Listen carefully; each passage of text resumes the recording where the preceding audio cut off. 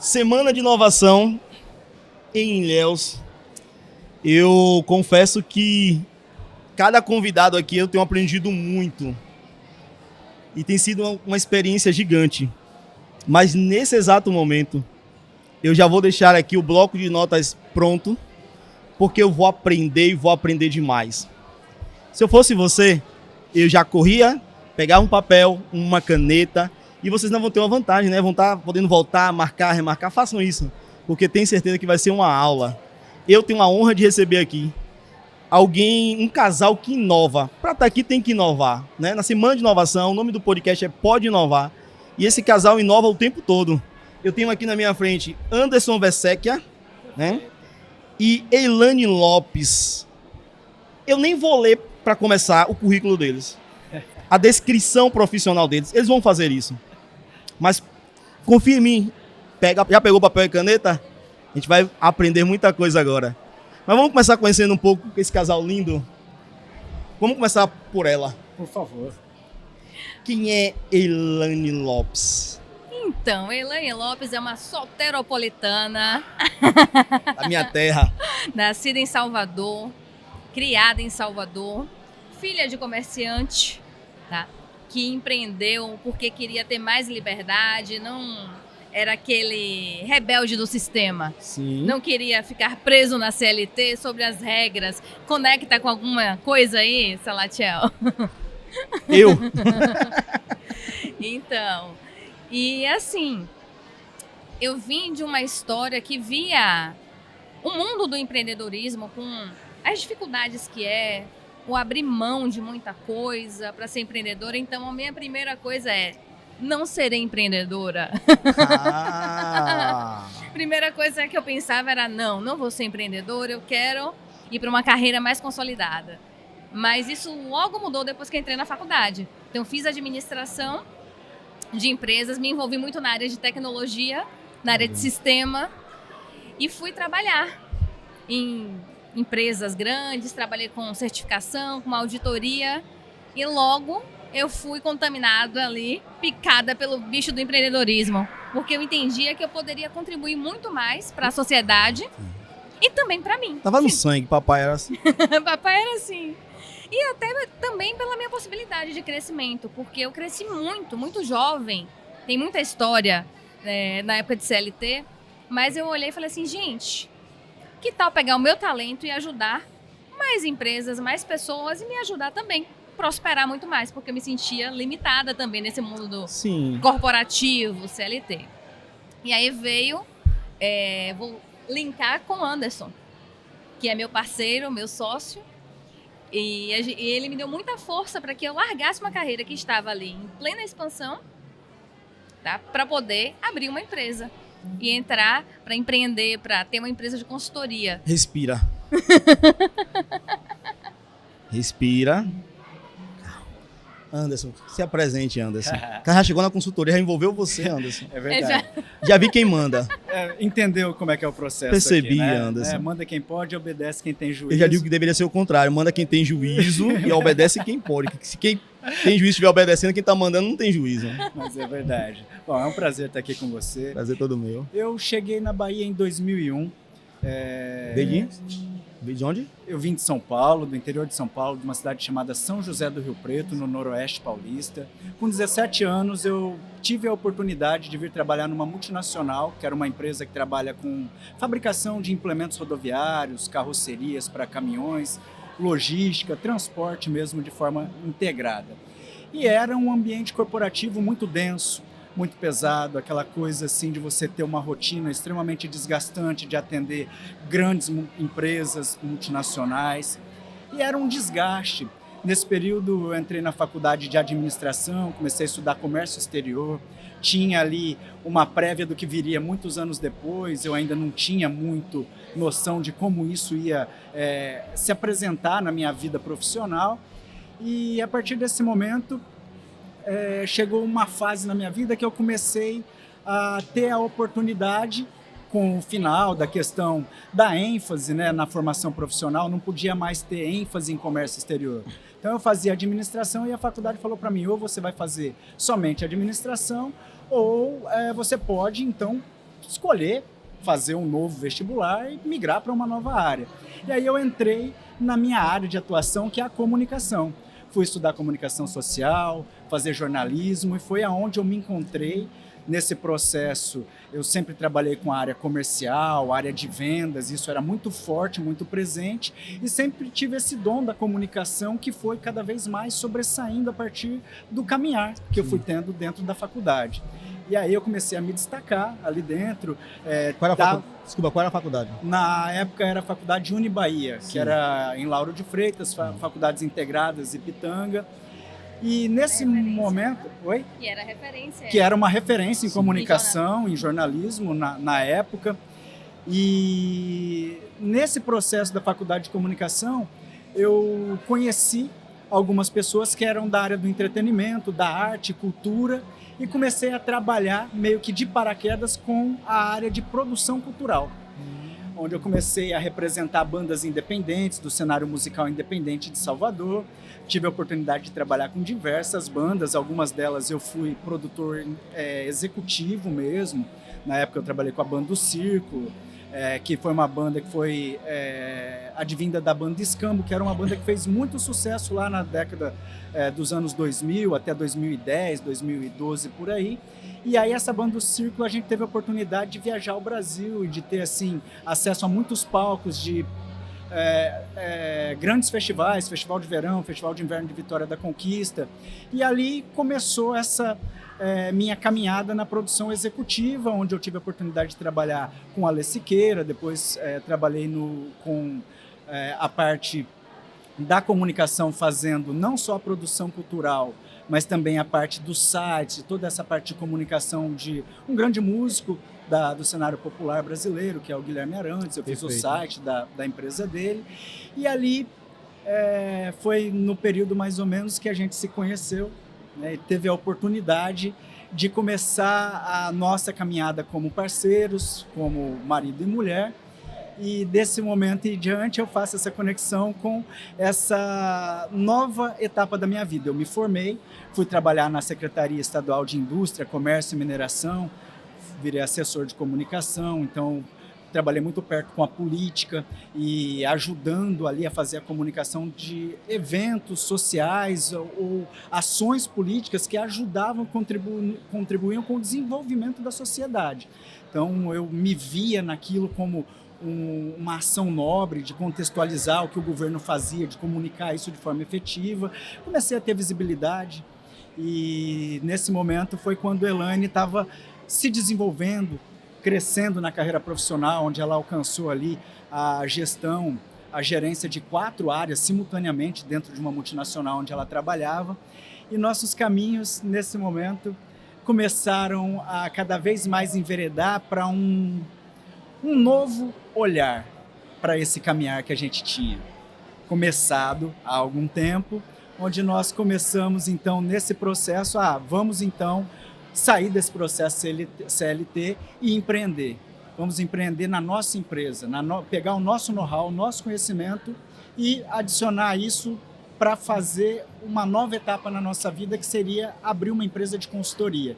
Foi a primeira empresa que nós tivemos naquele período. Ainda lá em Salvador? Ainda em Salvador, ali por volta de 2011, 2012. Antes de continuar, já gosta do acarajé? Já gosto do acarajé, me apaixonei pela Bahia. Tenho, assim, Descobriu o que a baiana tem? Descobri o que a baiana tem. Né, a cara é apaixonada dela. As belezas, todas as delícias da baianidade. Já me considero um soteiro paulistano. Gostei dessa. Já estamos aí, né, desde 2001, 23 anos de Bahia, quase 19 anos em Salvador, e aí o restante dessa caminhada nós estamos aqui na região do litoral sul da Bahia. A empresa que vocês abriram de consultoria, em qual vertente? Qual era a parte? Então, a consultoria ela começou focada em gestão de processos, muito com o meu olhar, na época de auditora de qualidade, certificação, mas a gente tinha um viés muito da comunicação. E vem um momento, já antecipando, sobre um pouco da inovação. Porque o que me moveu para abrir a consultoria, para além do impacto social, eu contratava consultoria, contratava treinamento, quando eu era gestora CLT. E eu via que eles não eram muito bem customizados, entendeu? Eram pacotes prontos e que a pessoa ia lá e aplicava. Entendi. Então, quando eu desenvolvi um modelo de negócio para a minha consultoria, era pensando justamente, olha, eu quero sair do padrão. Eu quero fazer uma consultoria mais customizada, entendendo a realidade, Perfeito. diagnosticando, sabe? E assim tem que ser, né? Mas na época isso era bem novo, pelo menos Sim. do que eu conhecia, tá? Eu não conhecia, não era isso que eu contratava, geralmente.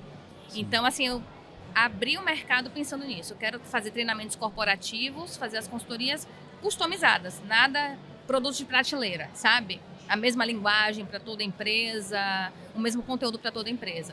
Então, esse era o ponto na minha cabeça de inovação, que ainda havia muito mais, né? Sim. Estava por vir.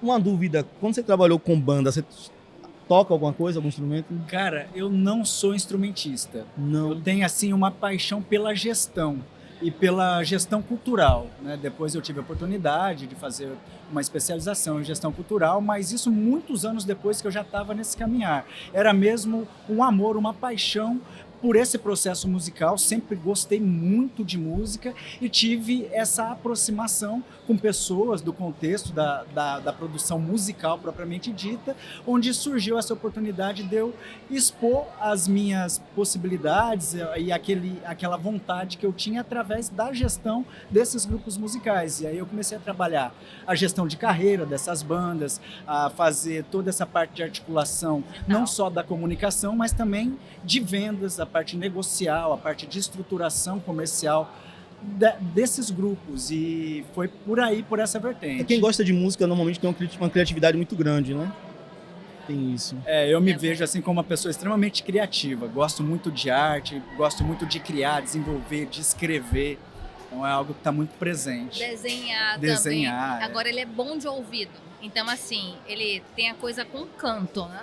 Se eu for falar assim, ele ouve a pessoa desafinando o instrumento longe, ele tem um ouvido bem apurado. Sou um pouco impaciente até, às vezes eu tô ouvindo algo e falo, ai, às vezes eu ouço algo e falo, nossa, como isso é bom, isso é muito bom. Então tem esse feeling para questões da música mesmo. A música é extremamente importante desde os primórdios, né? Desde os primórdios. Então assim, depois até vou bater, depois a gente prolonga esse assunto. Claro.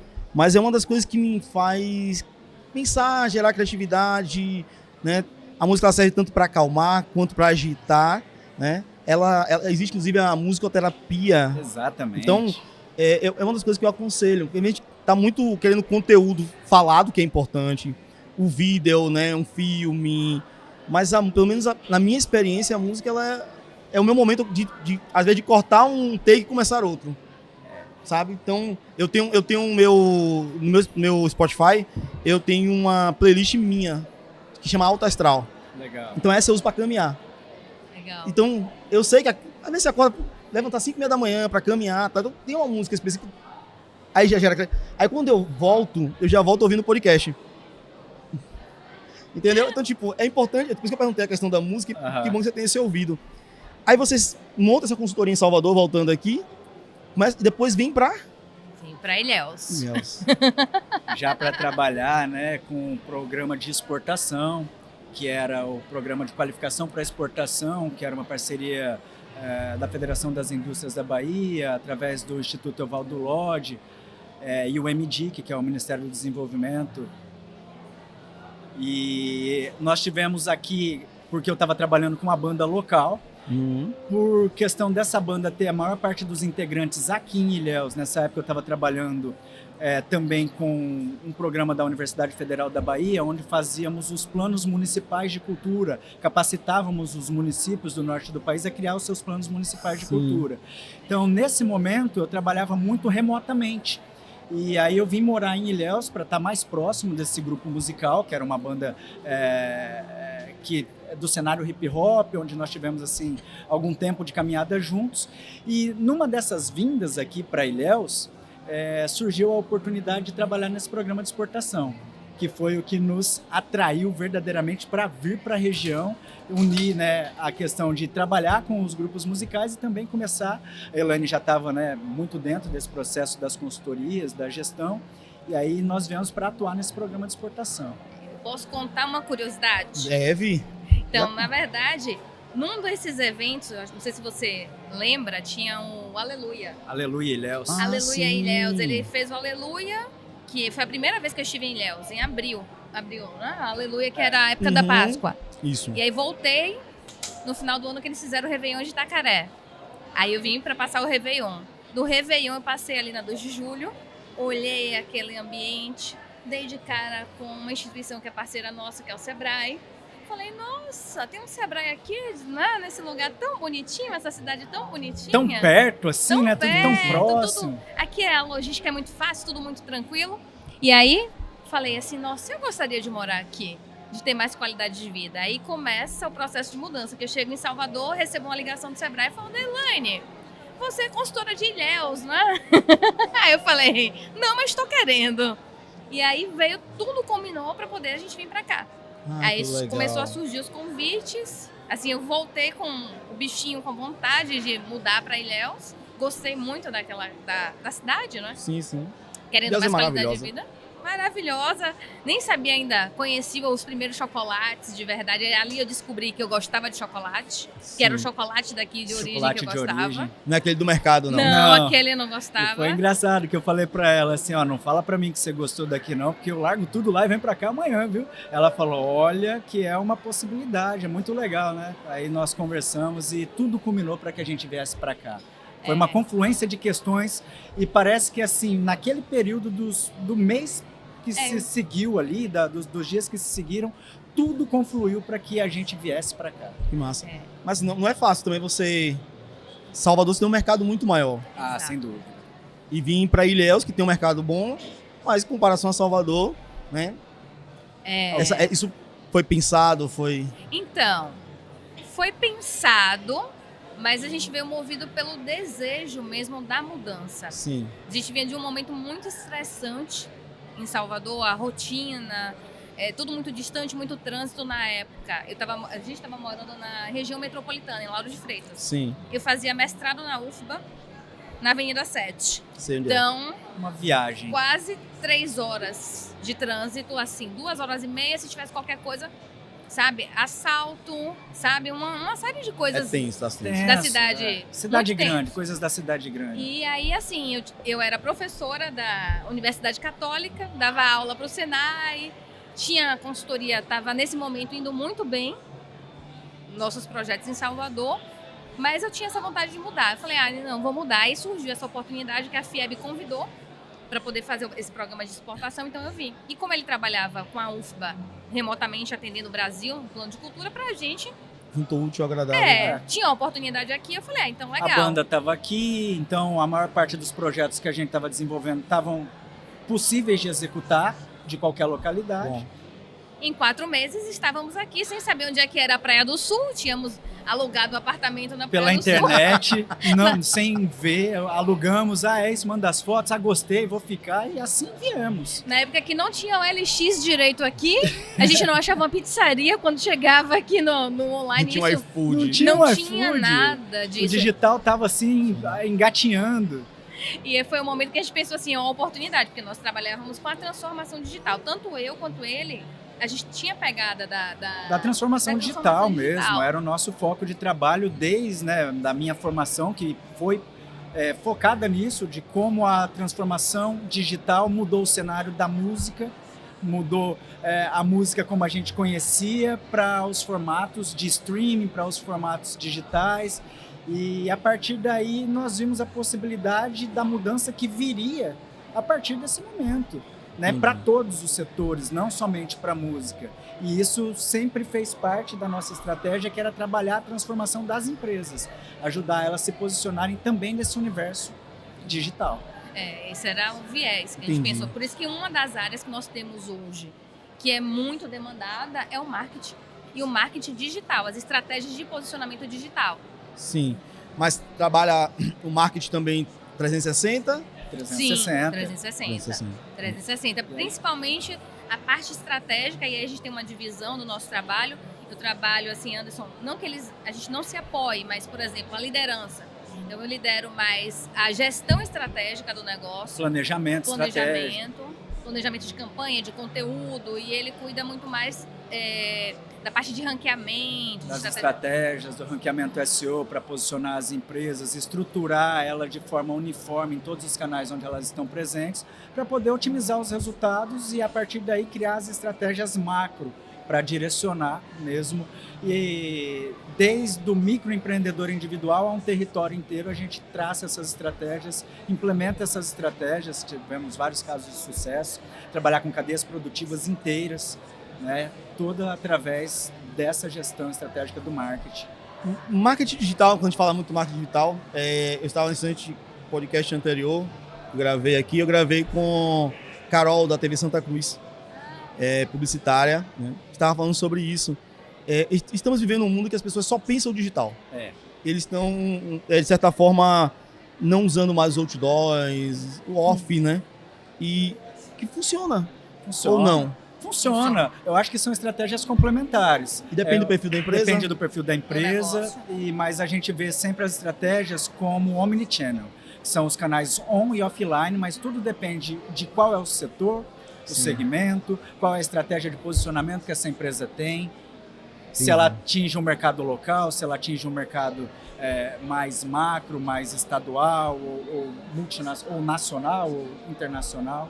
Então, essas estratégias vão variar muito de acordo com a necessidade que essa empresa tem. Porque não adianta eu fazer uma publicidade muito local, né, para uma empresa que quer atuar com outra cidade, outro cenário, enfim. E a mesma coisa... Vice-versa, né? Vai acontecer. Também. Então, por isso que a gente sempre chama de estratégia omnichannel. E integrar essa comunicação desses canais. Então, pensar isso de uma forma macro. Precisa ser muito criativo e também inovador. Como é que vocês alimentam essa alma, esse espírito inovador? Música, uma das partes. Música, né? E assim, para além da música, né, a gente tem outras inspirações. É claro que quando você entra nessa vertente, o que você nunca mais deixa de fazer é de se inspirar e de se atualizar, porque é um mercado que muda constantemente. Então, nós estamos constantemente se atualizando, se inspirando, buscando analisar cadeias produtivas, casos de sucesso, porque isso traz um frescor para que a gente possa analisar de forma mais ampla, com o olhar daquilo que já funcionou, daquilo que dá certo, para poder testar, implementar, e aí tudo, hoje em dia, vai muito nessa linha, né, de que não existe uma certeza. A certeza que a gente tem é qual é a missão, a visão, os valores, o posicionamento estratégico que essa empresa tem, porque a partir daí, sim, a gente consegue começar a traçar estratégias e testá-las para fazer validações, corrigir rota. É um PDCA, né? Acontece de pegar alguma empresa que ela tem uma visão definida, e toda empresa precisa ter, mas que compromete a criatividade na hora de montar esse marketing? Olha, a criatividade, eu acho que tem muito do bloqueio às vezes. Porque tem pessoas que são muito tradicionais e elas têm aquela visão e muito fechada, né? E para ampliar. Então, para você às vezes levar ela de um caminho para o outro, às vezes ela até consegue, mas rapidamente ela volta atrás. Então, a gente tem que conduzir isso também com muita delicadeza, porque você precisa respeitar a essência do outro, mas tem essas pessoas que são mais resistentes. E pra gente, uma coisa que alimenta muito isso, sabe o que é? As viagens. Então, toda vez que a gente viaja, seja para palestrar, o nosso radar sempre tá ligado. Nosso GPS está sempre observando tudo. Então, toda vez que a gente viaja, seja próximo, né, aqui na região ou em outros locais, a gente está sempre olhando o que está acontecendo num segmento ou outro para aplicar essas estratégias de uma forma disruptiva. Eu falei aqui na palestra que eu fiz na terça-feira sobre isso, né? Tem tantas coisas que parecem que ser, nossa, que criatividade. Clube do vinho, né? Assinatura do vinho. Mas, gente, a gente já conhece a assinatura de revista há quanto tempo? Só que a ideia mas eu posso usar aquele elemento no meu negócio de uma forma diferente? Sim. Né? Como um clube de negócios? Sim. Então, clube sempre existiu, mas agora a gente começa a dar um corpo diferente, uma cara Uma nova diferente, roupagem. uma nova roupagem e para aquele negócio. Então a inovação parte desse olhar, né, de você estar alimentando. E uma coisa que eu ensino muito quando a gente fala de inovação é que a criatividade é treinável. Então a criatividade não é só o lúdico, só a arte alimenta a criatividade, a música, o teatro. Eu amo teatro, por exemplo, amo música, isso alimenta, você começa a ter insights, mas você começa também a treinar, igual a fazer conteúdo. Eu nunca fiz conteúdo, à medida que eu vou fazendo, vai melhorando. Então, é treinável. Então, Perfeito. à medida que você vai praticando, vai ficando melhor. Da mesma forma que existe, ou melhor, uma pergunta. Da mesma forma que existe o conservador, essa pessoa que é mais conservador em relação a essas tendências novas do mercado, do marketing, né, do digital, né? Existem também aquelas pessoas que querem algo imediato. É o Porque que mais tem. eu tenho a impressão, e aí é a minha impressão, tá? É que normalmente as pessoas procuram marketing quando eles estão ficando no vermelho financeiro. Eu concordo com você e acho que esse imediatismo vem muito dessa questão de uma necessidade que surge da pessoa ter resultado imediato. Isso atrapalha? Atrapalha muito porque o marketing ele é uma das saídas, Sim. mas ele não é a saída exclusiva, porque antes do marketing precisa ter um planejamento estratégico, a pessoa precisa entender a capacidade produtiva dela, precisa entender da formação de preço. Então, o marketing ele é super importante, mas ele Sim. tem que andar em conjunto com diversas outras ações de gestão que muitas vezes as pessoas atropelam todo o restante e pensam assim, eu quero marketing e eu preciso para agora porque eu tenho que lançar um produto daqui a 20 dias. Recebemos esse desafio recente. Assim, eu tenho um produto para lançar daqui a 30 dias, mas eu quero fazer tudo agora. E eu não Catálogo. tenho dinheiro e eu não tenho nada. Vamos fazer? Como é que a gente faz? Eu não tenho recurso para empenhar. Eu não sei qual foi a resposta que vocês deram, mas eu daria um não tranquilamente.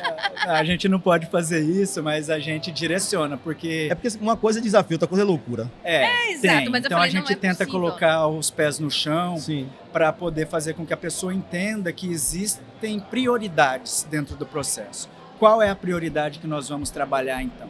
Você precisa de todos os aspectos? Então, vamos elencar aqui as prioridades e vamos fazer um planejamento estratégico com ação de curto, médio e longo prazo para entender por onde a gente começa e por onde a gente termina. E captar recurso, né? Captar recurso, não tem fundamental. marketing sem recurso. Sim. Uma das coisas que, assim, quando alguém pergunta sobre marketing pra gente, vamos fazer campanha e tal. Você tem orçamento? Você já definiu o seu orçamento de marketing? Quanto é que você provisiona no seu orçamento? Aí a pessoa diz, eu não sei. Eu nunca pensei Nunca nisso. pensei nisso, eu não tenho reserva. Então, como é que você vai investir? Porque marketing é investimento. Sim. Porque o retorno dele vem depois. Não é algo que é uma despesa que ele vai ter. As pessoas confundem muito marketing com publicidade também. Isso, o marketing é muito mais uma análise mercadológica de uma lacuna que tem no mercado ou de como você pode atender uma solução, um desejo, uma necessidade veemente ali do mercado ou do seu público-alvo. Então, a gente trabalha muito essas estratégias, né? Então, primeiro é um olhar para o mercado, um olhar para quem é esse público, o que esse público deseja, como você soluciona esse desejo que o público tem.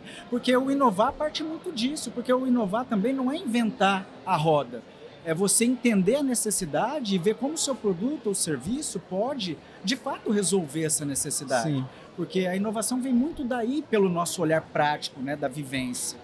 Entendi. E um outro aspecto importante é um mergulho, um olhar para o interno, para a empresa. Porque, às vezes, o que ele está pensando, que ele ou ela, essa pessoa vai investir no marketing, trazer retorno, mas, na verdade, ele precisa aprimorar algum processo dentro da gestão. Fechar alguma torneira, entendeu? Melhorar o processo comercial com a própria carteira de clientes e não necessariamente fazer uma propaganda, publicidade. Um tráfego pago, exatamente. Um tráfego pago. Então, tem uma série de coisas que você consegue ajustar dentro do processo da gestão interna que vai trazer resultado para depois você estruturar também o marketing. Nós estávamos falando agora há pouco também sobre a questão do que o marketing comunica. A essência, o que você tem para comunicar. Se você não tem clareza sobre isso, você vai comunicar o quê? Vai ter ruído. E para Sim. quem? E em qual canal? Não adianta também você... Porque assim, marketing é um conjunto. Para tirar uma coisa que as pessoas só pensam na questão da venda em si, do resultado financeiro, mas tem algo muito mais importante que é a autoridade. E tem muita gente que quer vender, mas não quer ser autoridade no assunto. E quando eu falo autoridade, é em tudo. É saber o produto que você vende, por que você vende, para quem você vende, Perfeito. como você vai vender, em quanto tempo você vai vender, né? Precificação. Fundamental. Porque não adianta você chegar aqui e dizer, eu vou vender, vou fazer uma publicidade, que não é um marketing, não é uma publicidade, vou vender essa caneca aqui a R$3. Aí vem uma galera querer comprar, eu só tenho 3. Ou então ela me Eu me custou queimo. R$6. Eu deixo de ser uma autoridade. O automóvel tá tendo prejuízo. Quando a Entendeu? gente faz, às vezes, algumas análises e fala assim, nossa, você precisa ajustar seu preço. Não, mas se eu ajustar, Meu cliente não o compra. cliente não compra. Eu falei, então ele não é seu cliente. É melhor, então, você Não vender do que revisar. tomar prejuízo. É preciso quê? rever. vender, você tá tomando prejuízo. Então não vale a pena. Vale a Tem pena o que seu ajustar. esforço para levar prejuízo?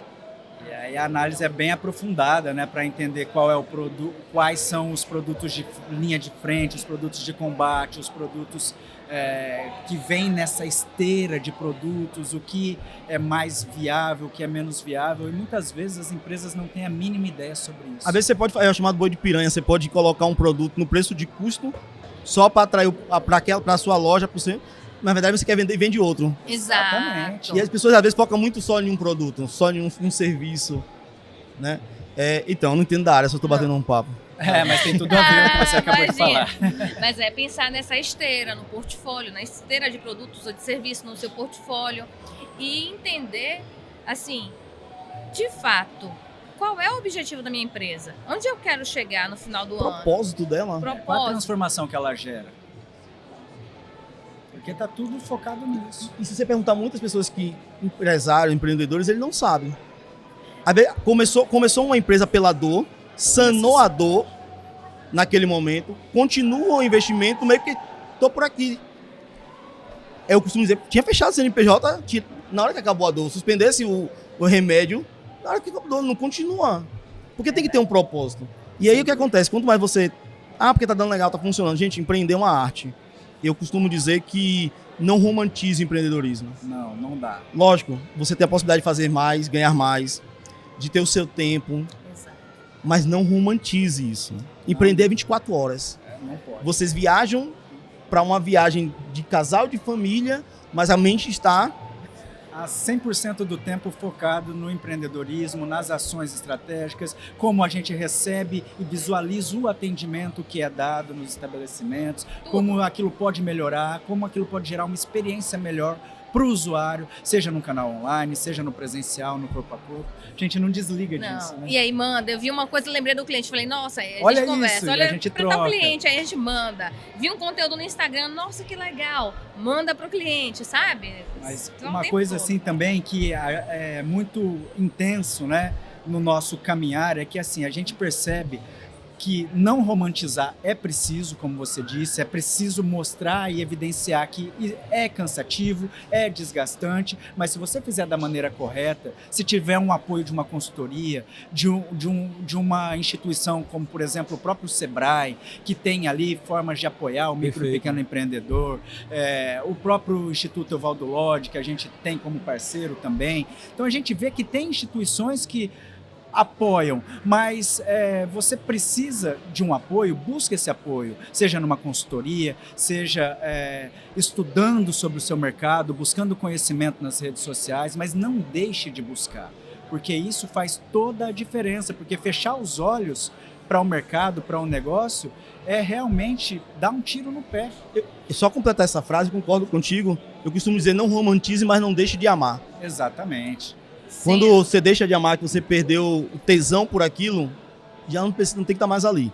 E aí, uma coisa que é interessante, quando você fala de consultoria, eu particularmente, Salatiel, aqui, eu não gasto energia em coisas que eu sei que vai me deixar no operacional. Se você entende do assunto, se você tem a consultoria, você tem a autoridade para isso, eu contrato você, ao invés de eu ficar perdendo horas no YouTube, tentando aprender algo, ouvindo dezenas de especialistas, Exatamente. e no final das contas, comprometer o quê? A empresa. Seu tempo, a sua empresa, o seu Família, recurso, saúde. tudo. E a gente, assim, tem muito prazer em, após um momento inicial, a gente dá um direcionamento para um potencial cliente, ele identifica a possibilidade de ultrapassar as barreiras que ele tem e acredita naquilo. Quando ele começa a caminhar com a gente, ele percebe que a transformação é possível, que o resultado pode acontecer se ele fizer o papel dele, mas com o apoio, a orientação de quem já caminhou nesse mercado, Sim. de quem tem uma visão. Realmente isso traz resultados assim que são incríveis e satisfatórios. Né? Olha, teve um caso, inclusive, que eu vou contar assim. Nós vimos uma empresa, vimos muitas, mas tem uma empresa específica de chocolate nascer. E aí essa empresa ela foi assim concebida pouco antes do festival. Festival de chocolate. Do Festival de Chocolate daqui de Ilhéus. E aí começou a trabalhar toda a estratégia dela, o planejamento, a gente começou a trabalhar rápido, ela lançou a marca, foi crescendo, e nesse meio tempo, no primeiro ano, nós desenhamos o planejamento estratégico dela, e aí ela falou assim, como é que você se enxerga daqui a 2 anos, daqui a 5 anos, daqui a 10 anos, e a gente tinha uma dinâmica de colocar, assim, daqui a 1 ano, qual seria a chamada da matéria do Jornal à Tarde? Daqui a 3 anos, qual seria a chamada do Estadão? E daqui a 3 anos, que era um programa também de exportação, daqui a 5 anos, como é que você enxerga a sua empresa lá no cenário internacional, no The New York Times, uma chamada na França? Nós colocamos isso, ela desenhou e dali a gente trabalhou as estratégias. Chegou no momento, ela ganhou muitos prêmios internacionais, foi caminhando. E aí, assim que saiu a matéria dela no estado de São Paulo, a gente recebeu uma carta da empresária falando: Anderson e Elane, só lembro de vocês que participaram desde o início e a gente, muito audacioso, e vocês lá falando, olha, vamos colocar, por que não está no New York Times? Ela falou, a gente ainda não saiu no New York Times, mas em breve eu sei que sairemos, mas ganharam muitos prêmios internacionais em Londres e tal. Passou-se isso. Ano, mais ou menos. Isso foi ano passado, né? Ano passado que aconteceu isso, e foi muito gratificante. E aí ela falou pra mim assim, estão me chamando pra uma rodada de negócios, Elane. Eu não sei, me ajuda. Vamos fazer catálogo, porque aí tem que ter todo um molde, né? De estar em inglês, se preparar pra rodada, fazer a precificação e começar a montar a estratégia pra ela ir pra rodada, tá? Pra sondar o mercado internacional. Aí ela parou e pensou, falou assim, acho que eu não vou. Eu acho que eu não vou, acho que eu não tô pronta. Eu falei, como assim você não está pronta? Você está sim. Vamos pegar na sua mão e você vai. O resultado, ela foi. E aí ela começou a mandar as amostras. E aí é essa coisa que eu te falei do desafiar o outro. Então o mentor tá para dar o chão e também para dar assim, segura na minha mão, que nós vamos juntos. Vamos juntos, estamos aqui. Não é meramente consultoria. Exatamente. Não é uma tem que ser um mentor também. É um direcionamento. Nós fazemos sempre uma analogia do nosso trabalho com o GPS. Nós somos o GPS, que a gente traça uma rota. Pode ser que nessa rota tenha algum desvio, que não conseguimos prever e tal, não é uma intempérie. Sim. Né? Pode ocorrer isso. Mas nós somos esse direcionador e que caminhamos junto com a empresa, porque isso é importante. E o erro maior, principalmente da pequena empresa, é que ela realmente só busca essa ajuda quando ela está quase na UTI. Que é isso, né? Ela está num cenário que realmente já não está mais favorável, que ela já perdeu tudo, porque ela foi fazendo tudo intuitivamente, do jeito que ela imaginava que era o certo, ou que vinha dando certo e que depois passou a não dar certo e não buscou um auxílio, um olhar diferente. Porque esse olhar externo contribui muito. A gente fala muito sobre isso. Eu adoro quando você me dá um feedback do meu negócio, porque são pontos que às vezes eu tô aqui tão envolvida que eu não consigo enxergar. Então o nosso trabalho é muito também com esse olhar, que às vezes não é só, vamos mudar tudo de uma vez, mas às vezes 2, 3, 4 pontos que você consegue modificar já traz uma transformação incrível. Inovação, traz resultados, traz mais engajamento para a equipe. E resultado mesmo para a empresa, faturamento, competitividade, que é o nosso objetivo, tornar os negócios mais sustentáveis, mais prósperos. E no final das contas, essa empresa ela foi para essa rodada de negócios e teve assim tanta aceitação, participou de uma premiação no Salão do Chocolate em Paris e foi premiada como uma das principais amêndoas do Brasil. Que coisa, que maravilha! Qual é o maior desafio hoje? Olha, o desafio tem muitos, mas o primeiro lidar com essa ansiedade, o imediatismo, porque nós viemos de um contexto, principalmente no cenário que a gente fala da micro e pequena empresa. Vamos pensar nesse ambiente. Porque nós viemos de uma pandemia onde tivemos toda uma crise aí econômica. Sim, emocional e emocional, inclusive. Passa por isso muito, a gente sente muitas pessoas desmotivadas, que perderam também boa parte do seu capital porque teve que segurar. Então, esse é um desafio de você trazer as pessoas para mostrar que é possível, tá? E delas acreditarem, a enxergar esse resgate, né? Esse resgate da autoestima, de enxergar que é possível sair desse contexto, tá? Perfeito. Esse eu acho que é o maior desafio. E eu aí concordo. entra não apenas uma consultoria. É para além. É para além da consultoria, porque o nosso papel vai como um papel de mentor, Sim. onde a gente enxerga a possibilidade e vai buscar o resgate desse empreendedor, desse empresário. Claro que para a empresa que tem a menor capacidade, uma empresa de pequeno porte, um microempreendedor, para ele a dificuldade é maior mesmo. Sim. Mas se ele tiver apoio, se ele tiver uma orientação assertiva, direcionada, é possível e a gente é a prova viva disso.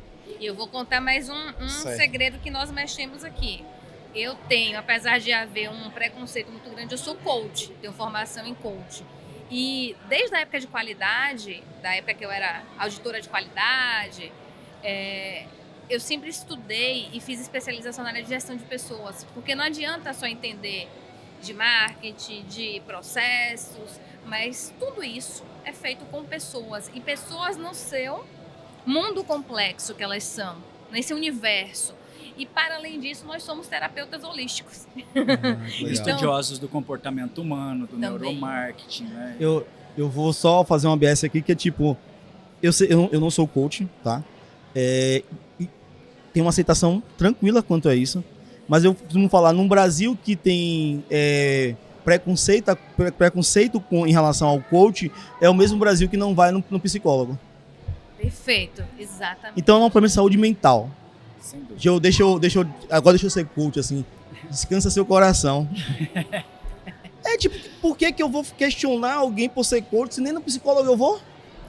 Verdade. Se eu normalmente quero desabafar os meus problemas numa mesa de bar.